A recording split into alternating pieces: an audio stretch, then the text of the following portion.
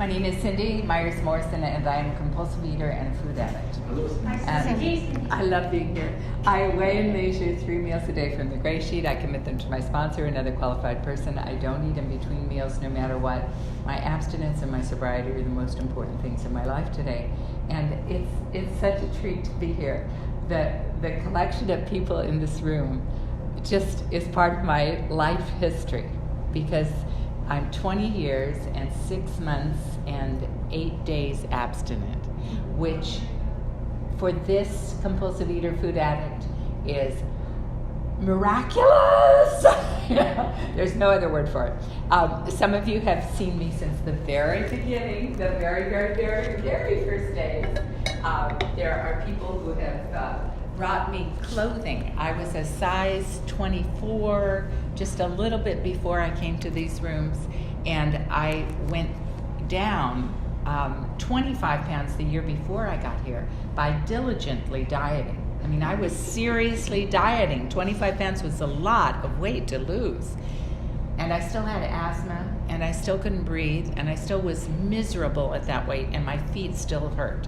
And I had picked up one more thing, and had eaten that, and ended up suicidal the morning I came to my second set of gray sheet meetings, because I couldn't tolerate the pain anymore. I couldn't tolerate it. I was going to kill myself that day. Not just thinking that I would kill myself someday. I thought about that a lot of my life. But that day I was going to kill myself. I had the means, the method, the plan. I was going to do it. And that one little voice said, go to a meeting. And I went to another 12-step room and ended up sitting next to a gray sheeter, of course, and whisked over that day to another room that was a gray sheet room. And one of you was there that day, and when the meeting was over that day, she came up to me and said, do you have a sponsor? And before I could say, I said no, and then before I could say, and I don't want one, I'm running from this room. You are all thin people and I don't belong here. Because I was hovering just under 200 pounds. I had weighed 224, and I'm 5'4" and 1/2 inches tall. That 1/2 inch is very important. So I didn't want a sponsor in a room with thin people. I wanted to flee that room as rapidly as possible, but I had been polite in staying through the end of the meeting. Even with you saying that weird mantra thing, and like, oh, these people are thin. I don't belong here. I'm not thin. I will never be thin. But that person went and got me a sponsor. That person said, can you commit one meal? Because it was almost dinner time. And I said, anybody can commit one meal. Now, some of you know the person to whom I said that. That person has worked in law enforcement. Would that be a person you would say? Oh, I blush. I blush. I think, oh my God, that's a wonder I didn't get popped. Now, she wouldn't do that, but it's a wonder I didn't get popped, really. And I went home, I committed that meal, I went home, I ate that meal. That was a miracle in and of itself, to eat a meal I had said I would eat. It wasn't a number 10 meal, it was food I knew I had in my refrigerator. And if you're a compulsive eater and a food addict, you may not have the best things in your refrigerator, because you've either been, like me, throwing those things away so that you wouldn't eat them, or buying things and putting in there and now they've turned into garbage. I have done that a lot in my life. So, but I knew those things were edible. She said they were abstinent, and I went home and ate them. And I woke up the next morning without a foggy head, without the excruciating pain in every joint in my body, and thinking, what is different? Everything was different from one meal. Because I had surrendered. I had surrendered that one meal. I had done that which I could do, made a decision, one meal. I had made a decision to commit that one meal, and had eaten it, had gone to bed, had awakened in the morning, and my life was changed. Now, that was, day 0 to day 1, and I had a lot of day 1s because I couldn't really understand all of this. I was an assistant principal that had become a principal for summer school, and I would be eating my meal. There'd be a fire bell that was not planned, Some of you may know about those things. And I'd get up from my meal, and I hadn't quite gotten the skill set where you take with you the food that you haven't yet eaten, and I would come back to it later, and it was gone. The custodians had cleared away the mess. And I'd call my sponsor and say, day 1, honey, day 1. So I kept having day 1s. But I want to go back 27 years before that day, because that was another day 1. I had come to a swingers party in Hollywood. Not everybody's story, I know, but it's mine. I had come to the swingers party. I had this guy that was, I don't know why I was so intrigued by him, but the fact that he took me to my first 2 12-step rooms was the miracle. And that was in 1971. I had the body that I have now. I wanted to lose 5 or 10 pounds, and I went to the meetings that he went to because I was attached to his body. I had several addictions, as you might have gathered. I was smoking 3 packs a day at the time, and I thought I was grossly obese. This was here. So I knew that I needed the food program, and I went into the rooms, and they had on the tables orange and green and blue and gray sheets of paper. And the people told me, you take the gray one. I went, okay. I mean, I didn't know what those other colors were for, but they said, you take the gray one. And I went, okay. And I did it. It says things like, you've seen this gray piece of paper. It says things like 2 pieces. And I read that very literally, and maybe other people did at that time too. I don't know what other people did. But I read 2 pieces as the right half and the left half. That's 2 pieces, right? It is. It is 2 pieces, literally. And that's what I would eat. And then, etc. So it didn't, I lost 5 or 10 pounds. And then immediately I thought, I'm good to go. I'll just use this other program that I'm doing because they convinced me I needed to stay there. They got up in my face, and I thought that was the solution. I didn't think it was the problem, but they thought it was my problem. So I was sort of codependent. So I stayed in the other program. So 27 years later, having tried every other thing I could do except for no teeth wiring, no pregnant mare urine, and no stapling or whatever of internal organs. Those were the only things I hadn't done. If I'd seen it, I'd read it, I did it. And that was the fact. So 27 years elapsed with me trying to find some other solution besides the gray sheet of paper and a sponsor and these meetings. And fortunately, when I came back around 27 years later, suicidal, having gained 100 pounds, because by that time I looked like I belonged here. I looked that way. Well, I didn't think I belonged in the rooms because you all were thin, but I felt I belonged now. So I had gained enough weight that was the reality. And there's another piece of that, and those of you that know me know that my sister died. My sister died of when she was 368 pounds when she died. And she had been 100 pounds overweight at an earlier time, and I thought, oh, I could never be like that. Never.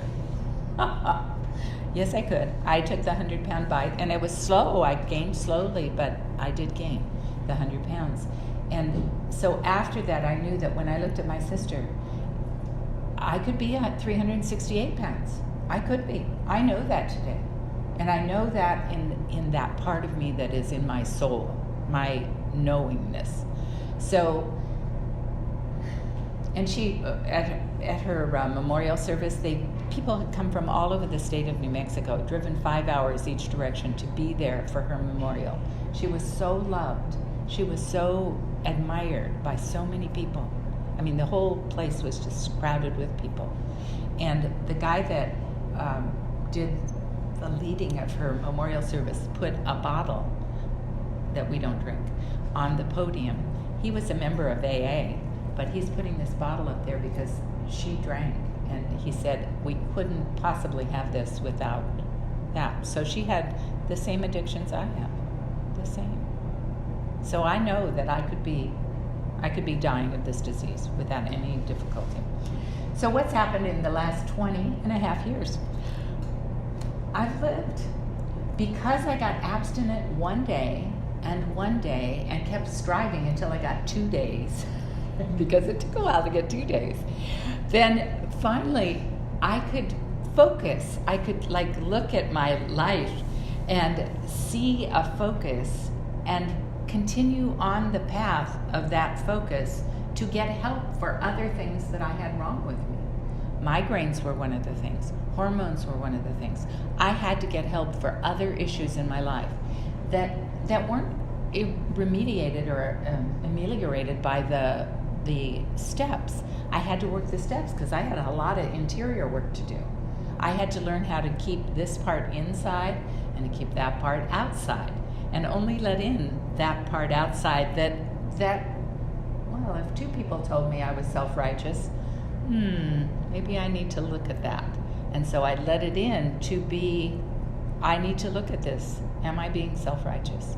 In these circumstances that they're talking about, am I being, and if people are telling me that, then I need to look at it. But I don't need to be overwhelmed by their opinions, because I've raised a lot of opinions in my Gray Sheet life. I've been active in service, and I haven't done it as gracefully as I would like. I haven't. But there are stories told about me that some of them are 100% true. Some of them are 5% true. And the rest is made up stuff that, it's like, are you talking about me? That's me you're talking about? Well, really? But I know that I do that with other people, that I look at other people and I see 95% of me reflected out there. I'm looking at me. There I am looking back at me. But I think it's you that I'm looking at. I think it is, and it may not be. So I lived a year abstinent. I got married. I was doing my amends step, and these are the important things. I work the steps, I work the traditions, I work the concepts, and I work them. I mean, they aren't just things that, like fluff. They're things that I live in my life. I really strive to look at steps, traditions, and concepts and to live them. So I was working the steps as soon as I could do anything here in the community. Another Gray Sheeter and I started a meeting. We had 3 Gray Sheet meetings at that time. So, we kept trying to have our meeting. I was responsible for being physically present at 3 meetings. And that meant a lot of driving because I was going to those other program meetings also. And I was working the steps actively. I got to the amends step, and I was like, okay, there's this guy that is my sister's ex-husband's brother, and I owe him an amends. I don't know exactly what for, but I owe him an amends, and called to make the amends appointment. And before that appointment came, we were actually married, and I was off to live in Pennsylvania. So I had gotten to that crucial point of, I'd always been looking for a bad boy, and I finally accepted that being with a good man might be a better choice. What do you know? What a concept. So here he and I have been married now for 19 years. 19 years. My mother, I needed to make amends, financial amends. I had thousands of dollars that I owed her. I paid her outright the owed piece, but I owed her the interest on that money because it was when the interest was really high, and she hadn't gotten that because of me holding her money. And I paid her back with the genealogy trips that we went on. And my mother and I had 7 years of genealogy trips, and I still get shivers because we had so much fun. We laughed, we cried, we had the 1-fly hotel, the 2-fly hotel. We can still crack up laughing about those flies buzzing around. And we had a new topic of conversation. Genealogy just became a lust of our lives. My mother had done it for 20 years. In the remaining 20 years now, this 20 years, I found the person that she looked for now 40 years. We found him. We've got generations going way back, and it's so exciting. And I was talking with one of my sober brothers from AA, and it turns out that his family was in Decorah, Iowa, where I was with my first husband. And there are people in that community that remember Cindy Adams as I was then, because I was a crazy person, just totally out of control. So all of these years later, pieces of my life just are knitting back together in this beautiful pattern that I get to see the miracles in all of you and the miracles that I get to look at, like, oh yeah, this is a miracle too. And my mother always says to tell people how long I have been doing this, because that length of time, one day at a time, day after day after day, is what allows this unfolding lotus petal-like thing to keep on. And I love Greater Shaders Anonymous. I love the things that we do. I love the freedoms that I have as a result of this program. And I love all of you, because each of you in this room has touched my life, even as recently as last night. So thank you. Thank you.